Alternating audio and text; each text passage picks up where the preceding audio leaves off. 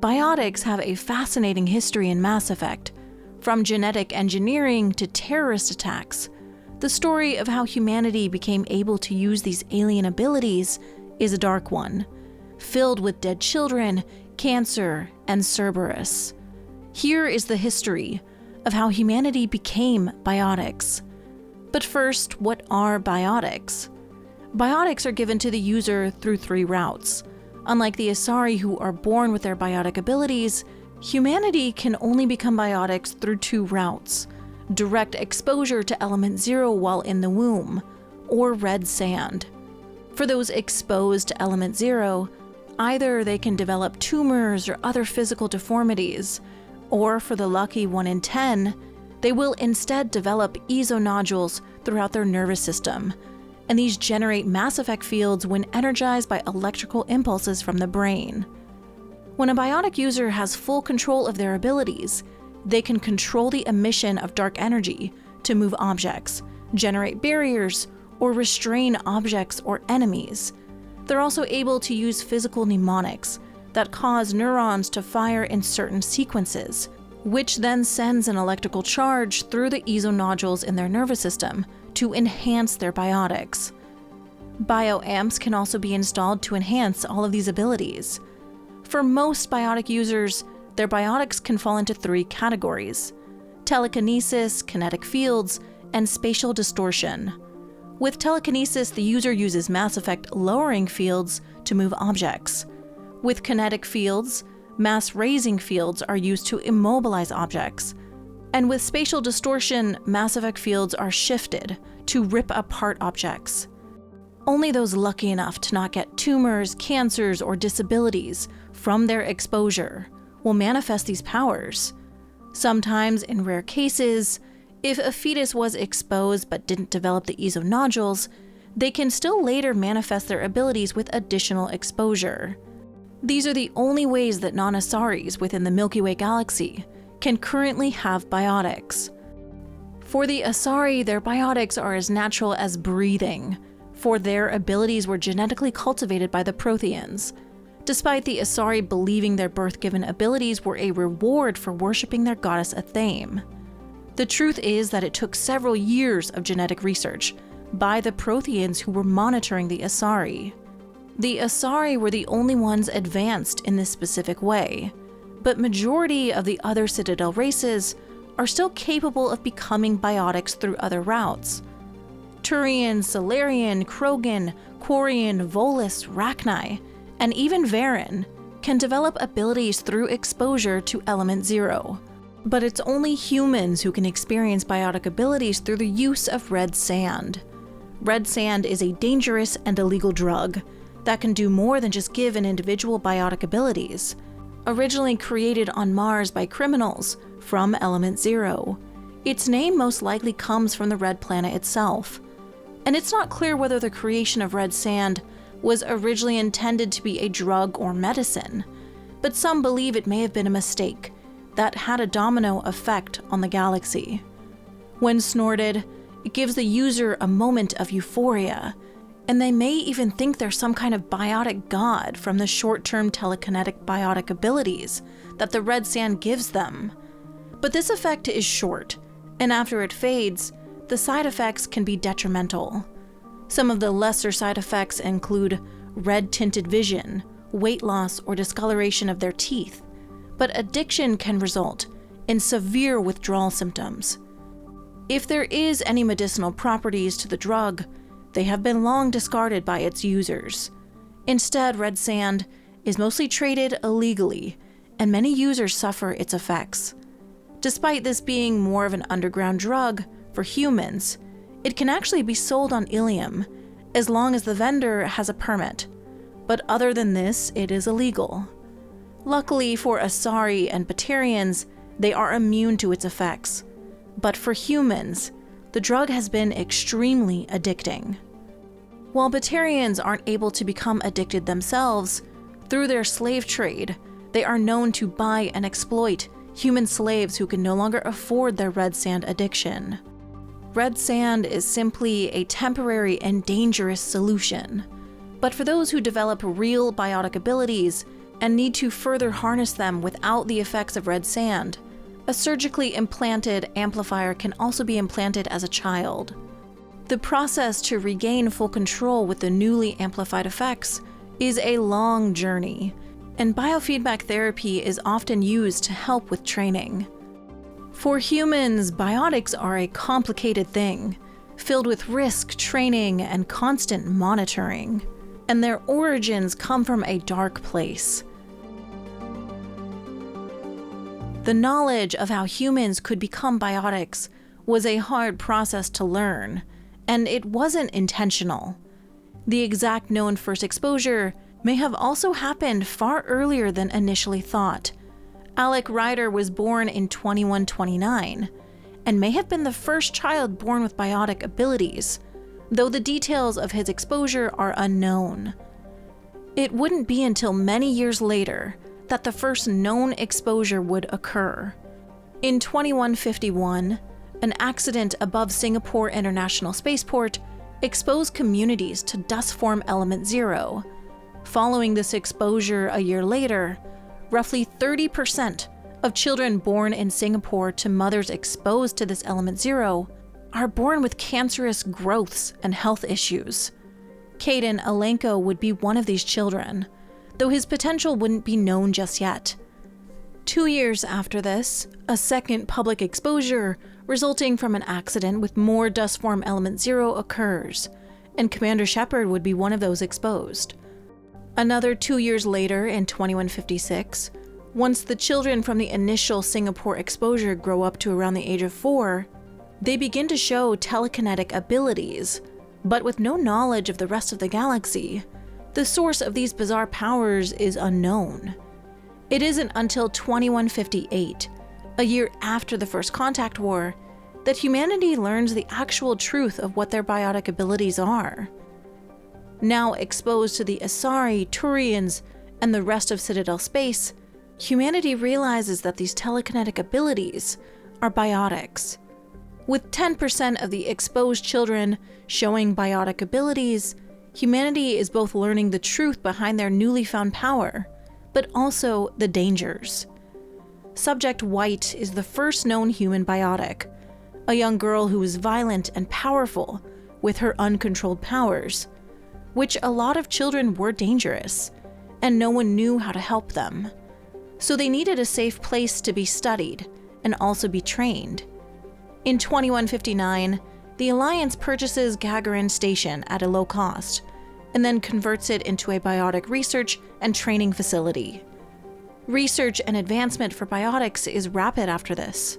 Within a year, in 2160, the Biotic Acclimation and Temperance Training Program, also known as Brain Camp, begins on Gagarin Station.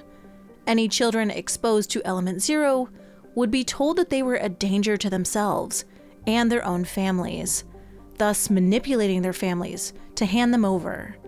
The program was shaky, with no one really even understanding, as the adult teachers didn't have the power to train them.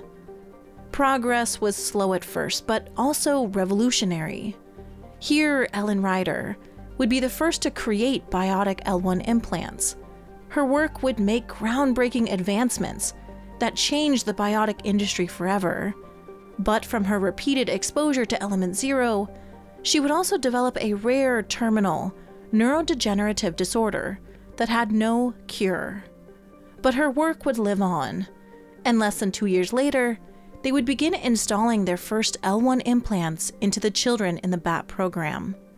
In 2163, when the BAT program was in the middle of conducting their experiments with the L1 implants, more communities would be exposed to Element 0, intentionally.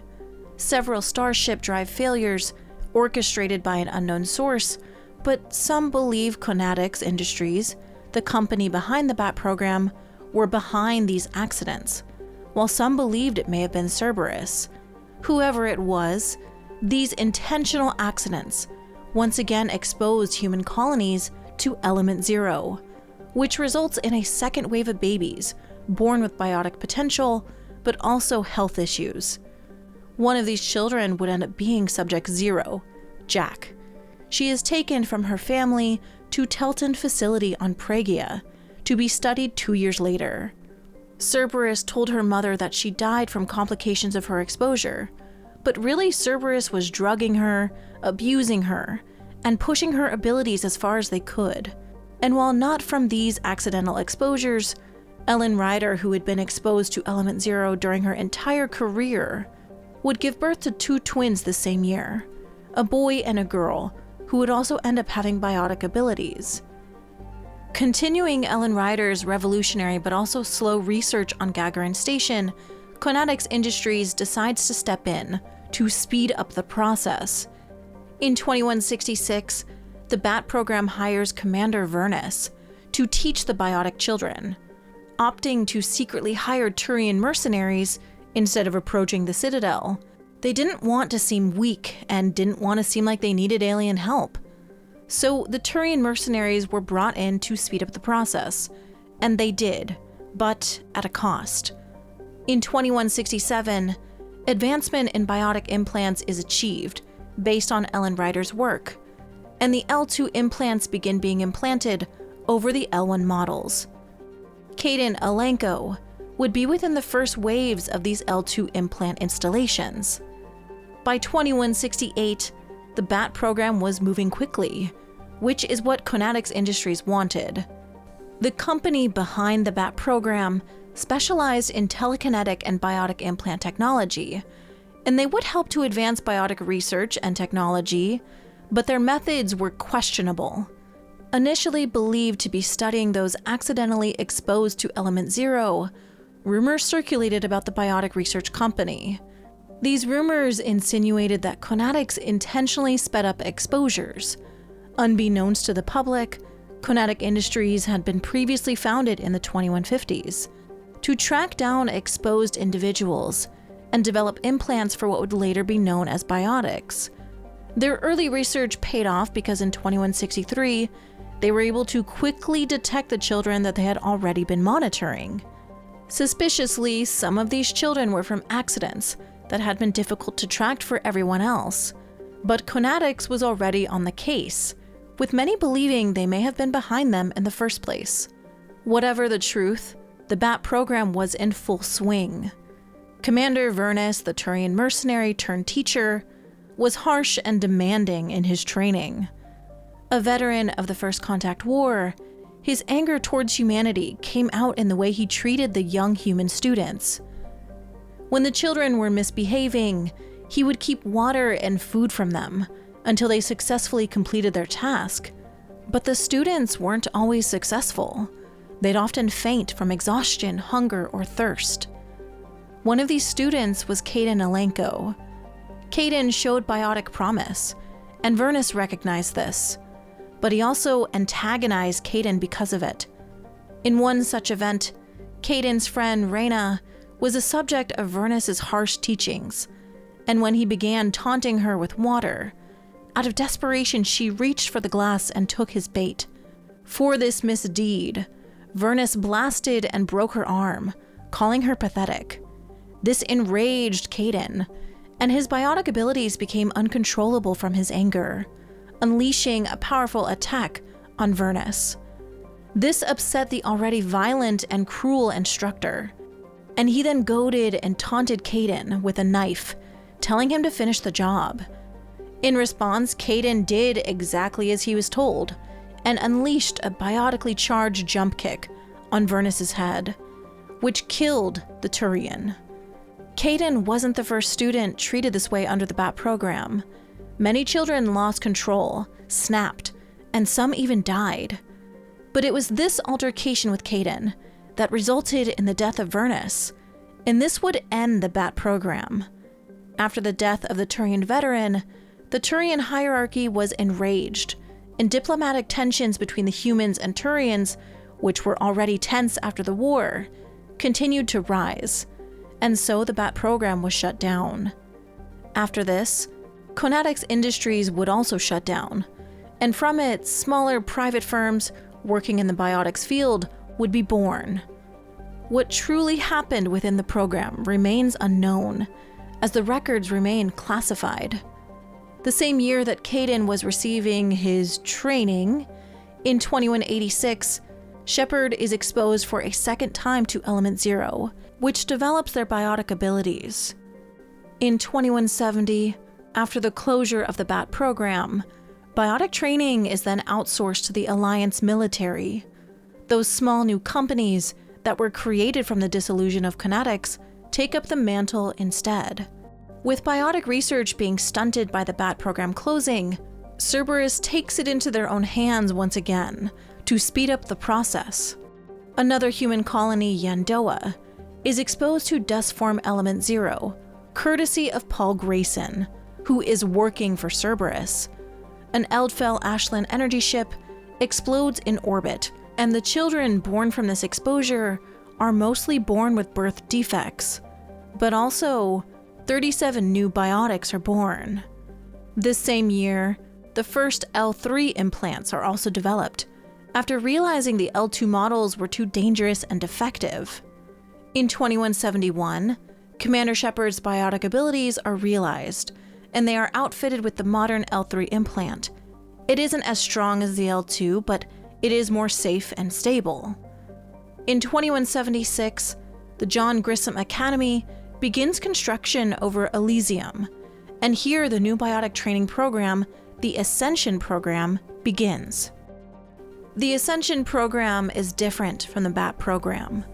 Unlike the BAT training being mostly military designed, the Ascension project is not. Instead, it's focused on developing L4 models, working with biotics to control their abilities, and helping them reintegrate into society. The program is successful, and more progress on implants are achieved. They do develop L4 implants that now have VI interfaces to help monitor the biotic users for their safety. These would be implanted into the new wave of biotic children. All 37 children from the Yandoa incident were sent to the Ascension Project, taken from their home colonies and sent to the John Grissom Academy. Out of these 37 children, Gillian Grayson was born. As a baby, she was given to Cerberus to be their test subject. They operated on her, pushed her abilities with drugs, and even had undercover Cerberus agents within the Ascension program there to watch her. The Elusive Man considered her the savior of humanity, to mold and manipulate how he saw fit. The Cerberus agent that she was given to that became her adopted father figure, Paul Grayson, was the same Cerberus agent who orchestrated the Yandoa exposures which made her a biotic in the first place. Grayson's job was to raise her and then hand her over to the Elusive Man. When Gillian was going to be handed over, Grayson was double-crossed by his former partner, who instead was going to hand her over to the Collectors. A Quarian stepped in, saved Gillian and Grayson, and hid them aboard the migrant fleet. When Cerberus tried to capture her once again, she killed several of their agents in the process, and with the help of Kaylee Sanders, Grayson is convinced to let Gillian stay on the flotilla. Here she was safe from the Elusive Man's control. Grayson would later be killed by Kai Lang. Gillian would be integrated into Quarian society, even receiving her own Quarian name. But she would eventually leave the fleet to avenge her father's death. What happened to her after that is kind of unknown. The End of Deception, a non-canon Mass Effect book, kills Gillian, but Deception is up for interpretation, I guess. By 2183, the repeated Element Zero exposures resulted in many children being born with biotic abilities, but also many children were born with deformities and disabilities. The journey to advanced biotics was paved in the suffering of many. Humans were being manipulated by corporations and exposed to Element Zero on purpose. Cerberus and Kinetics were using people as unconsenting lab rats. They were taken from their families to be studied, trained under harsh conditions, and even after all this suffering, they also faced prejudices for their abilities. Non-biotic humans distrusted biotics, fearing their powers and misunderstanding what they were capable of. Some even feared that biotics gave the user the ability to control or read minds. Larger groups also made their opinions on biotics known. religious and ideological organizations would stand against biotics, speaking publicly against biotic modification. And while some biotic users did use their abilities in unfavorable ways, such as using them to cheat, pull chairs out from underneath people, or other small ways, sometimes punishment by the public didn't match the crime. Reports of biotic users being killed or attacked are rare, but they did happen. While most of the biotic skepticism was unfounded, there were cases of biotic users who used their abilities in unique ways. In 2183, Major Kyle was using the biotics and their abilities to form a cult. Father Kyle was not actually a biotic user himself, though, but the biotics who followed him viewed him as a protector of sorts, and he used their abilities and struggles to manipulate them, specifically using the Alliance against them, claiming that the Alliance was responsible for everything the biotics had faced, their prejudices, their pain from their damaged L2 implants, and their difficulties integrating into society. His activity and cult grew to the point that the Alliance had to intervene. And when two Alliance negotiators tried to reach an understanding with Father Kyle, he kills them. So Commander Shepard is brought in instead. Shepard can convince Father Kyle to surrender, or Shepard can shoot and kill the cult leader. Whatever Shepard does, the cult is no more, at least for a while. 2 years later, if Father Kyle survived meeting Shepard, then he's trying to form an all-biotic community, trying to essentially restart his cult. The incident with Father Kyle isn't the only case of extremist biotic activity. This same year, biotic terrorists capture a Serta Foundation medical facility and then use a psychotropic drug on the researchers. With the scientists going crazy from the effects of the drugs, the biotics use them as human shields. Why exactly they took over the facility is mostly a mystery, but they were saying something about the evolution of humanity, believing that their biotic abilities make them superior to everyone else. Delusional, but also resorting to violent tactics, the Alliance steps in to kill the terrorist and free the scientist. Of course, once again, Commander Shepard is tasked with taking care of the situation.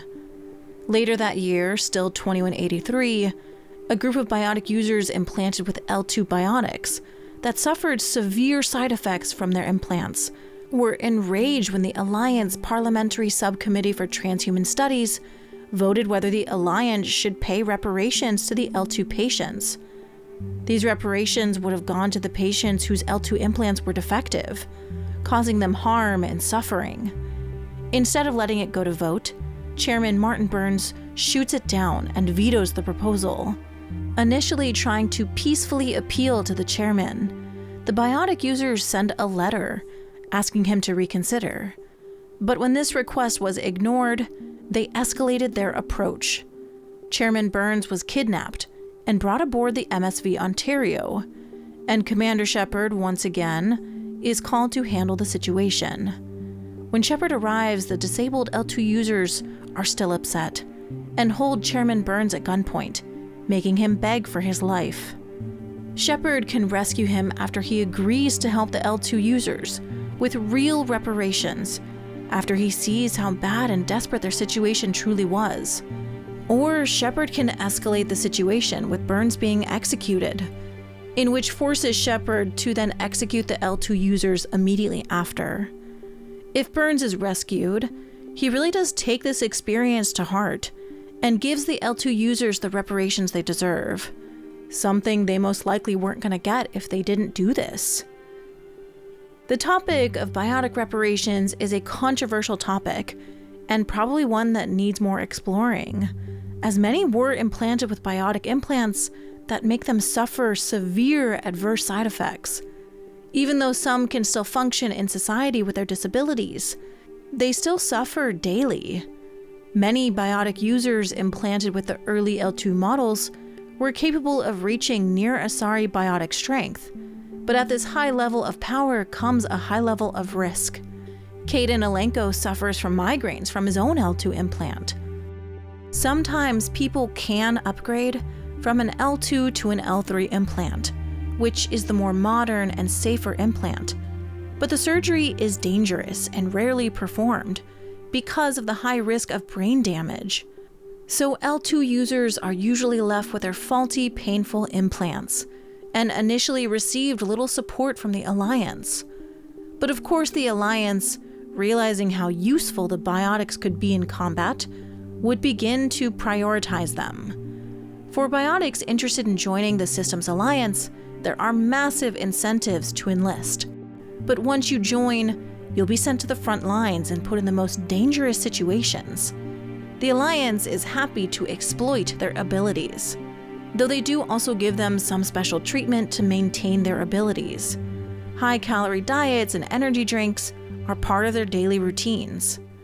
The Alliance loves their biotic soldiers, which is why the Ascension program, despite not initially being military-focused, would eventually turn into a supplemental military program.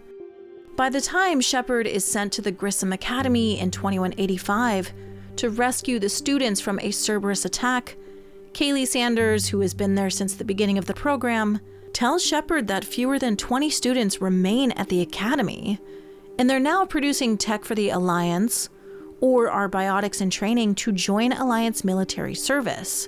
Unfortunately, the Alliance wasn't the only one with their eyes on the Biotic students, specifically with plans to make them soldiers.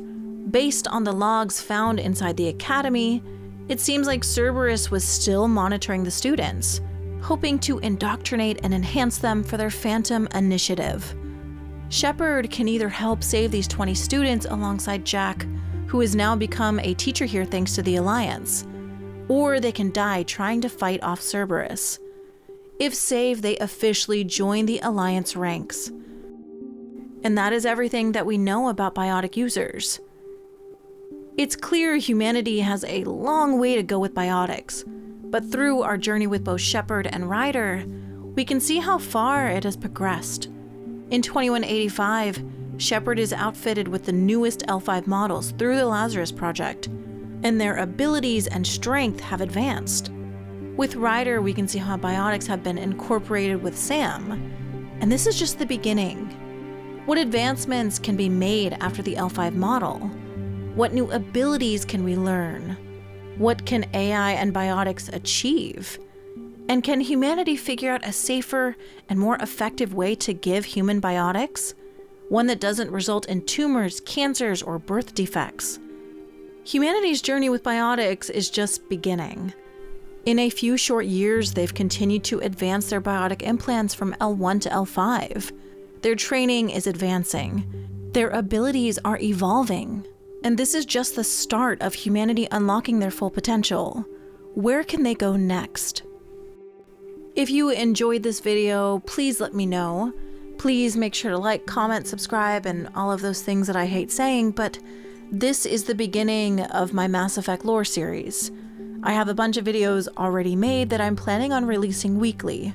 So if you enjoyed this, make sure to subscribe for more. And my channel members and my Patreon supporters will get access to them first. Anyways, thank you so much for watching. Thank you to my channel members, thank you to my Patreon supporters. Thank you all so much for your support, and see you next time.